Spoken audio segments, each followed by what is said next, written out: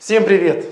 Я глубоко убежден, что взрослого человека, если он читать не любит, никакое видео не заставит взять в руки книгу. Потому этот сюжет в первую очередь для тех, кто читать любит и хочет эту любовь привить своим деткам. А им нужно как-то объяснить это. Многие взрослые говорят: читай, будешь умным. А почему так будет, не объясняют. Логично, что у ребенка сразу возникает недоверие к таким словам. В этом сюжете я порассуждаю о пользе чтения. Следует отметить такой момент.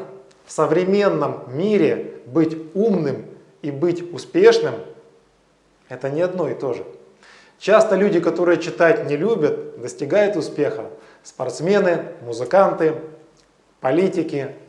Но в любом случае, среди успешных людей больше тех, кто читает.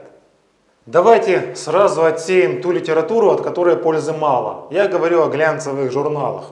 Чаще всего статьи в таких изданиях пишут начинающие журналисты, то есть вчерашние выпускники вузов, пацаны и девчонки без жизненного опыта. Редактор дает задание, журналист открывает интернет и начинает херней страдать, чтобы родить для материала 1000 слов. Но даже чтение таких журналов лучше, чем вообще ничего. Для простоты сделаю разграничение литературы на два вида: художественная и остальная. Под остальной я имею в виду учебную, техническую, справочную, научную, научно-популярную литературу. Вот эта литература нужна, как правило, для работы и расширения кругозора. Зачастую ее читать труднее, чем художественную. Друзья, чтение – это такое же упражнение для мозга, как и поднятие тяжести для мышц. Большинство людей мышцы не тренируют, и мозг тоже. Почему так? Кто-то скажет: времени нет.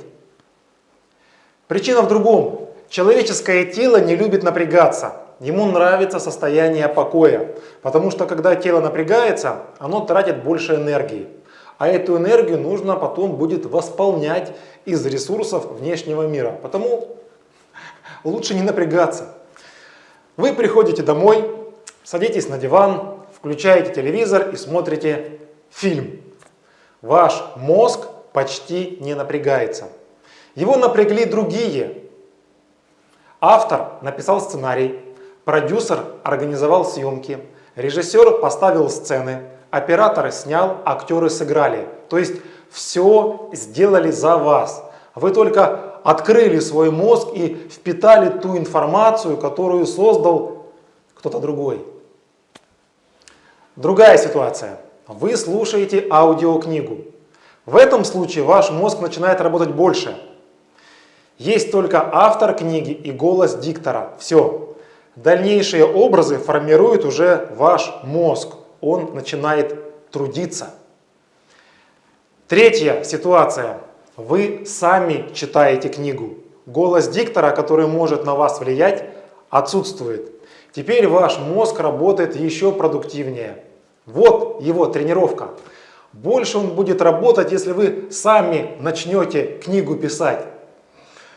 Когда вы читаете, вы развиваете свое воображение. А хорошее воображение, по мнению психологов, помогает в решении многих жизненных ситуаций. Потому лучшее упражнение для тренировки мозга – это чтение. Я часто работаю с людьми над улучшением их речи. Так вот, человека, который читает книги и не читает их, можно определить почти безошибочно за 2-3 минуты общения. Почему так происходит? Потому что чтение очень хорошо развивает речь. Оно пополняет словарный запас и откладывает в сознании определенные структуры предложений. И потом, вы даже не замечая этого, используете эти структуры в своей речи. Если вы читаете книги, то узнаете о многих жизненных ситуациях, в которых оказываются герои произведений. Таким образом, у вас в сознании возникает определенный поведенческий шаблон. Вы заранее будете знать, как, скорее всего, разрешится та или иная ситуация, к каким последствиям приведут те или иные ваши действия. А такие знания повысят вашу эффективность. Важно отметить вот еще, что та литература, которую вы читаете, должна подходить под ваш возраст. Глубоко убежден, что в школьной программе есть много ненужных и даже вредных произведений. Не потому, что они неинтересные, а потому, что они не своевременны. Когда в школе заставляют читать «Войну и мир», то чаще всего это вызывает сопротивление. В основном из-за объема. Букв очень много.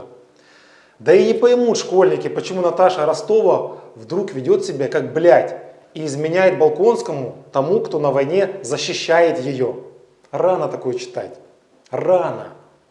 Если говорить об улучшении речи, то хорошим упражнением для этого является выразительное чтение вслух. С его помощью можно расширить словарный запас, улучшить дикцию, интонацию, избавиться от запинок, оговорок, слов-паразитов. Классно, если есть кому читать. Почему чтение про себя в этом случае плохо работает? Предположим, что вы хотите научиться играть в футбол и при этом только смотрите его. Научитесь? Нет. После просмотра нужно выходить и самому играть. Тогда результат будет. С речью то же самое. Еще одним упражнением является пересказ. Если вы узнали что-то новое, интересное, расскажите об этом другим своими словами. Еще факторы о пользе чтения. Чтение защищает от болезни Альцгеймера. Когда вы читаете, активность мозга увеличивается и постоянно находится в тонусе, а это улучшает его состояние. Чтение делает моложе. Организм человека стареет быстрее, когда стареет мозг. А чтение заставляет ваш мозг постоянно работать. В результате вы дольше остаетесь молодым. Во время занятий с клиентами я сталкиваюсь с ситуацией, когда люди не умеют чисто читать вслух. Они очень часто сбиваются. Не верите? Можете себя сейчас сами проверить. Возьмите любую книгу и попробуйте прочесть вслух одну страницу. Пусть кто-то или вы, в крайнем случае, посчитает, сколько раз вы собьетесь. В идеале ни разу. Хорошо, если 2-3 раза. Если больше, делайте выводы. В завершение несколько советов для тех, кто не может найти время для чтения. Оно есть. Его нужно заметить. Скажите, что вы делаете, когда едете в общественном транспорте? Втыкаете в окно или спите? Откройте книгу. Что вы делаете, когда стоите в пробке? Нервничаете и радио слушаете? Откройте книгу. А в длинной очереди чем вы заняты? Откройте книгу. А в поезде, а в самолете, а перед сном? Время есть.